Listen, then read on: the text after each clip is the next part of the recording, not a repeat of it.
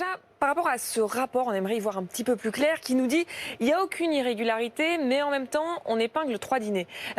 Comment on peut épingler 3 dîners tout en disant qu'il n'y a pas d'irrégularité? Est-ce que ces dîners privés, ils sont fortement déconseillés ou est-ce qu'ils ne sont pas autorisés?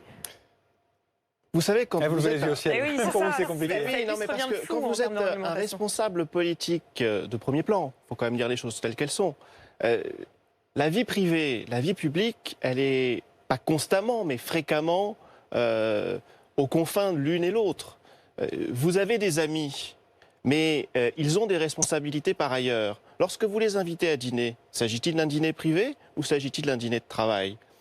Pour peu qu'il n'y ait que, alors on va considérer que c'est un dîner privé, mais si parmi ses amis vous avez des journalistes, des responsables de cinéma, des médecins, et qu'il va y avoir précisément au Parlement une discussion en lien avec les thématiques dont ils se préoccupent, alors ça peut devenir un dîner de travail. C'est pour ça que, effectivement, c'est assez difficile de faire des règles vraiment strictes et claires en disant là c'est du travail, là c'est du privé. Bon, donc c'est pour ça que, effectivement, je levais les yeux au ciel parce que je crois que la limite ne peut pas être clairement établie lorsque l'on est à ce niveau-là de responsabilité. Soit tout devient travail, soit il faut dire, à la rigueur, il faudrait peut-être enlever ces appartements de fonction, mais ils en ont également besoin pour effectivement accomplir leurs fonctions. Parce que M. de Rugy n'est pas parisien, donc il a bien besoin de se loger lorsqu'il est à Paris. Les fonctions qu'il occupait, que ce soit en tant que président de l'Assemblée nationale ou de ministre, l'un lui impose une présence sur place et quasi quotidienne. Donc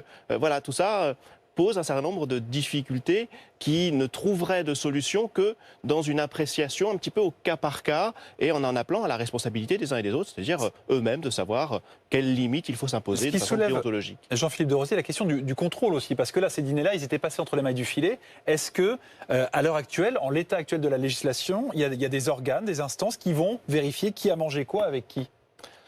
Pas non plus passer en revue le moindre petit pois. Donc je pense qu'au bout d'un moment, là aussi c'est une affaire de proportion. On a pointé du doigt un certain nombre de bouteilles de vin, mais on oublie que toutes les institutions d'État, à commencer par l'Assemblée nationale, ont des caves.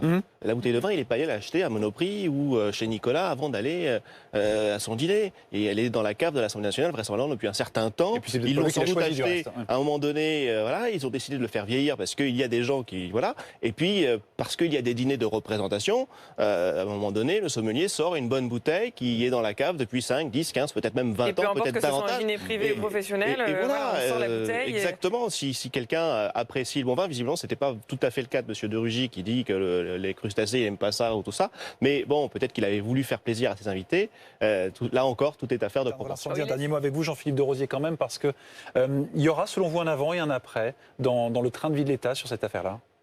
Je pense que des choses vont un petit peu évoluer. Et vous l'avez dit déjà, ne serait-ce que cette question des travaux. Là effectivement, c'est assez choquant. On parle du dressing à plusieurs milliers d'euros. Effectivement, ça peut coûter très cher. Mais à ce moment-là, si c'est nécessaire ou si le coût est justifié, qu'il y ait une instance tierce, le SGG, le secrétariat général du gouvernement, qui vienne le justifier. Après, vous dites, est-ce qu'il y a un avant, est-ce qu'il y a un après? Moi, je mets ça là un petit peu en pâture, mais il y a une autre affaire dont on parle un petit peu, dont on ne parle pas trop, je ne sais pas trop pourquoi, mais il y avait un ministre de l'économie à un moment donné qui lui aussi a organisé des événements, pas privés, politiques, mais pas en lien avec le ministère dont il avait la charge pour préparer un petit peu la suite. Donc, Emmanuel Macron, vous parlez d'Emmanuel Macron, évidemment, lorsqu'il était ministre de l'économie, et donc, alors juridiquement, sur le plan du droit, il est inattaquable, mais politiquement, est-ce que d'autres journaux d'investigation, Mediapart ou d'autres, préparent-ils un certain nombre d'éléments? Je ne sais pas, parce que c'est peut-être ça l'après.